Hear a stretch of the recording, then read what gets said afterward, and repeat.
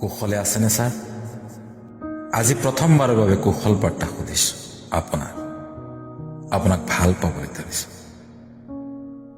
মই এটা সাধাৰণ মানুহ। মোৰ ভাল পোৱা বেয়া পোৱা আপোনাৰ বাবে হাতৰ মূল্যহীন। কিছুদিন আগলৈকে মই আপোনাক বেয়া পাই আছিলো। আপোনাৰ কথাবোৰত পোৱা নাছিলো আপোন গুণ। কৰোণাক ধন্যবাদ।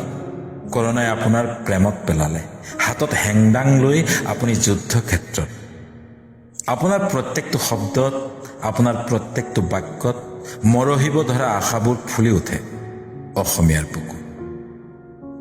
অসহায় চকুৰ চাৱনিবোৰত, হেতা পৰা দুটি ওঠত, পৰাজয়ৰ ক্ষণ গণি থকা মনবোৰত মিঠা গানৰ সুৰ এটি ভাঁহি উঠে।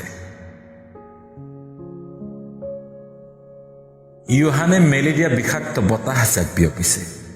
ইটালীয়ে হওক, আমেৰিকাই হওক, যুঁজি আছে দেশ, মহাদেশ, যুঁজি আছে লাখ লাখ স্বাস্থ্যকৰ্মী, প্ৰশাসন।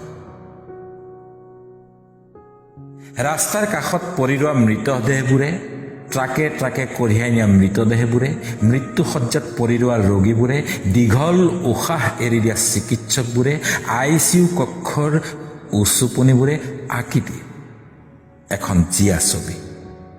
আমি কিমান অসহায়।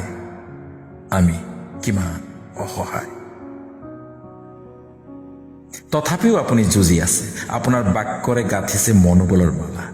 কি দিন, কি ৰাতি, কি ৰ'দ, কি বৰষুণ। আপোনাৰ গতি চিৰন্তন। আপোনাৰ শব্দত বিচাৰি নাপাওঁ ভাগৰ, আপোনাৰ চকুত বিচাৰি নাপাওঁ অসহায় চাওঁ। আপুনি যুঁজি থাকক ছাৰ।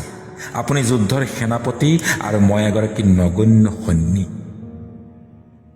যুঁজি আছো, যুঁজি থাকিম। ভাগৰবোৰক হৰুৱাই, বিশ্বাসৰ নিচা নুৰুৱাই শেষ হাঁহি মাৰক আপুনি। আৰু মই বজাম হাত তালি আপোনাৰ বাবে অবিৰাম। কুশলে থাকক আপুনি আৰু আমাৰ সোণৰ অসমখনি।